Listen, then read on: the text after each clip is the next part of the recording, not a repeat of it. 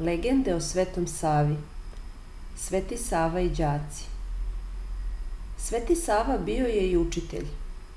Jednom njegovom đaku jedanput nestane zastrug meda. Da bi pronašao kradljivca, Sveti Sava uzvikne glasno svojim đacima: "Ko je ukrao med, pašće mu danas pčela na kapu." Kad su đaci posle izašli na ručak, onaj što je ukrao med neprestano je pazio da mu pčela ne padne na kapu i tako je u krađi uhvaćen. Sveti Sava gradi prozore. Pođe jednom Sveti Sava da uči narod pobožnosti i veri. Idući po svetu, naiđe na ljude gde sa 4 vola unose svetlost u kuću. On ih zapita: "Šta radite to, braćo?" "Evo, načini smo ima 3 dana kuću, pa nikako se u sobama ne vidi. 3 dana sa ova 4 vola unosimo svetlost, pa sve jednako.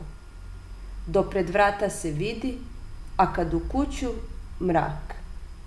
Sveti Sava se pomoli Bogu te im reče: ljudi Božji, treba načiniti prozore, evo ovako." Pa im onda načini prozore, a oni mu se mnogo zahvale.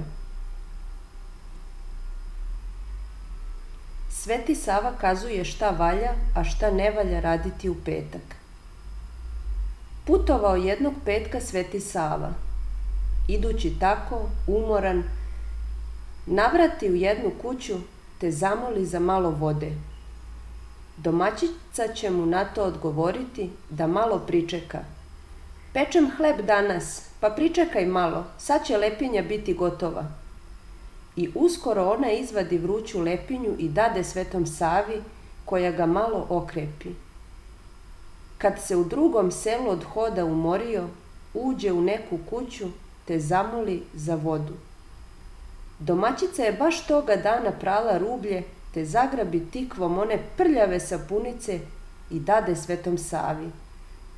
Ovaj popi ništa ne govoreći, ali je svaku onu ženu prokleo koja god u petak pere rublje, a blagoslovio onu koja mesi i peče hleb.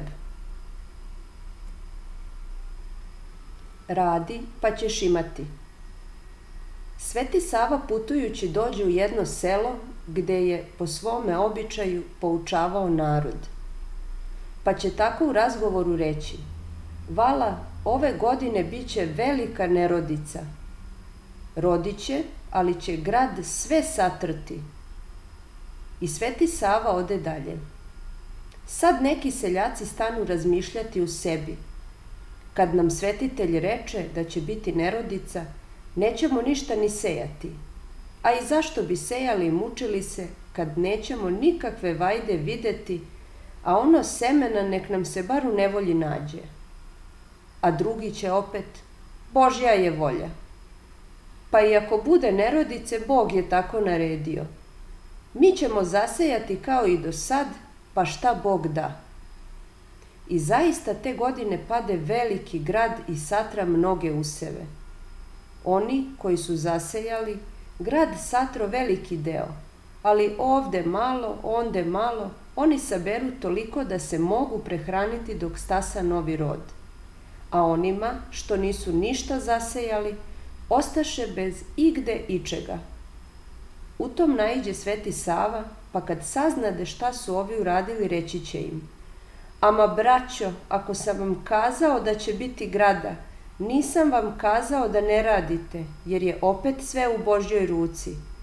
Radi, pa ćeš imati." Sveti Sava i Sveti Toma. Sveti Toma je bio drvodelja. Išao je u pečalbu i zaradio pun džak para. Na putu ga sreo Sveti Sava, pa ga upitao: "Šta to nosiš, Tomo?"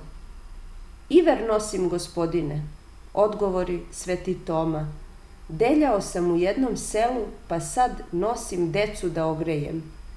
Kad ti je to iver, onda i od sada i doveka neka ti bude samo iver i ništa drugo." rekne Sveti Sava, a Tomin novac se odmah pretvori u iver. Od toga doba ne mogu zanatlije da sačuvaju pare, jer ih je prokleo Sveti Sava.